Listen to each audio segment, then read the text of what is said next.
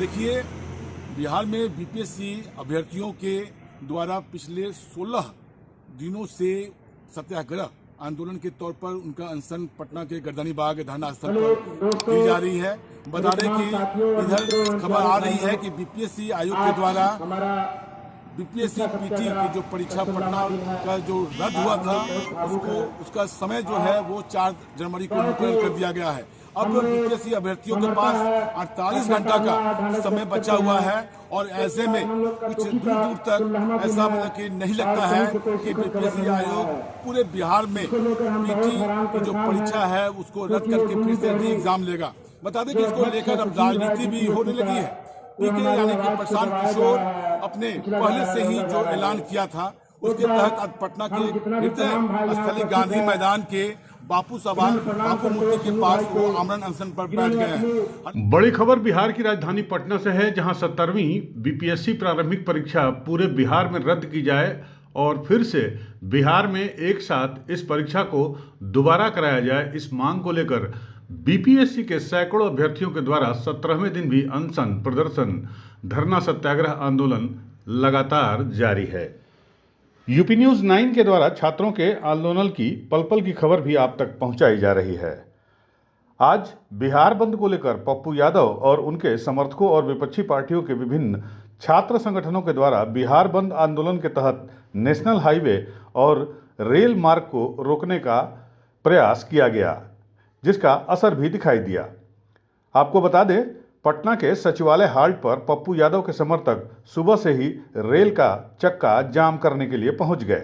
गौरतलब है कि बीपीएससी प्रारंभिक परीक्षा को रद्द करके फिर से पूरे बिहार में री एग्जाम कराने की मांग को लेकर अभ्यर्थियों के समर्थन में पप्पू यादव और उनके समर्थकों विभिन्न छात्र संगठनों के द्वारा बिहार बंद की कॉल दी गई। इसका असर भी पटना में दिखाई दिया। पप्पू यादव पटना के सचिवालय हाल्ट पर अपने समर्थकों के द्वारा रेल का चक्का जाम करने सचिवालय हाल्ट स्वयं पहुंच गए। हाथों में बैनर, पोस्टर और नारे लगाते छात्रों के साथ पप्पू यादव वहां पहुंच गए। पप्पू यादव के साथ वहां उनके समर्थक भी जमा हो गए और इसको देखते हुए रेलवे पुलिस के साथ स्थानीय गर्दनी बाग थाना की पुलिस और पटना पुलिस के प्रशासन के कई अधिकारी भी वहां पहुंच गए और वहां मौजूद भीड़ को समझा बुझाकर और साथ ही साथ हल्का बल प्रयोग करके उनको वहां से हटाकर रेल ट्रैक को क्लियर करने की कोशिश की। आपको बता दें कि आंदोलनकारी अभ्यर्थियों की मांग है कि पेपर लीक होने के चलते केवल एक परीक्षा केंद्र की परीक्षा रद्द करने के बजाय पूरे बिहार में बीपीएससी 17वीं की प्रारंभिक परीक्षा को सरकार द्वारा रद्द करने और पूरे बिहार में इस एग्जाम को दोबारा कराने की मांग को लेकर छात्र पिछले 17 दिनों से आंदोलन पर हैं। पप्पू यादव का कहना है कि सरकार को आंदोलनकारी छात्रों की बात मान लेनी चाहिए। भाई, हम लोग की लड़ाई तो जारी है ना, हम लोग लड़ेंगे, चिंता मत करिए। हम लोग बहुत बड़े तरीके से लड़ेंगे पूरी बिहार का, और उनको सुननी चाहिए। बच्चों के भविष्य को लेकर के गहरी चिंता है। हम नीतीश कुमार जी से आग्रह करेंगे, आप संवेदनशील इंसान हैं, पेपर लीकआउट को रोकना चाहिए और जो लोग पेपर लीकआउट में इन्वॉल्व हैं उस पर कार्रवाई करनी चाहिए। और ये बीपीएससी का जो री एग्जामिनेशन का बच्चों का मांग है, उस बच्चों को सुननी चाहिए। तो बड़ी खबर यही है कि बिहार में बीपीएससी प्रारंभिक परीक्षा को फिर से करवाने को लेकर पूरे बिहार में आज बंद आयोजित किया गया, जिससे रेल सेवा के साथ साथ कई जिलों में नेशनल हाईवे और स्टेट हाईवे को भी आंदोलनकारियों के द्वारा बाधित करने और आवागमन ठप करने की कोशिश की गई। आंदोलनकारी छात्रों ने अब ये भी चेतावनी दे डाली है कि आयोग के द्वारा पटना के बापू परीक्षा केंद्र पर जो 4 जनवरी को इस परीक्षा का दोबारा इंतजाम किया गया है, वो उसका पुरजोर विरोध करेंगे, उसे होने नहीं देंगे।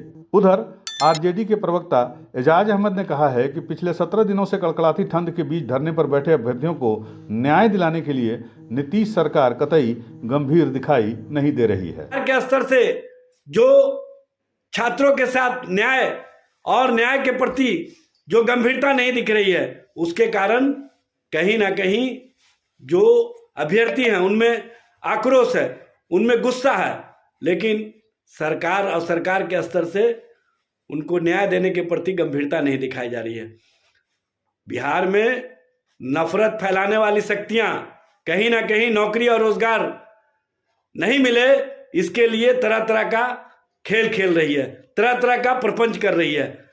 परसेप्शन की राजनीति के सहारे बिहार में सत्ता हासिल करने वाली भारतीय जनता पार्टी अपने प्रॉक्सी संगठनों के माध्यम से कहीं ना कहीं अभ्यर्थियों के आंदोलन को दूसरी दिशा में भटकाना चाहती है। अब देखना दिलचस्प होगा कि आने वाले दिनों में अब इनका जो चरणबद्ध जो आंदोलन था उसका कोई असर बीपीएससी आयोग पर हुआ या नहीं, ये तो इसके लिए हमें इंतजार करना पड़ेगा। यूपी 9 न्यूज के लिए पटना से मैं राजीव कुमार श्रीवास्तव। यूपी न्यूज़ 9 के लिए पटना से राजीव श्रीवास्तव की रिपोर्ट।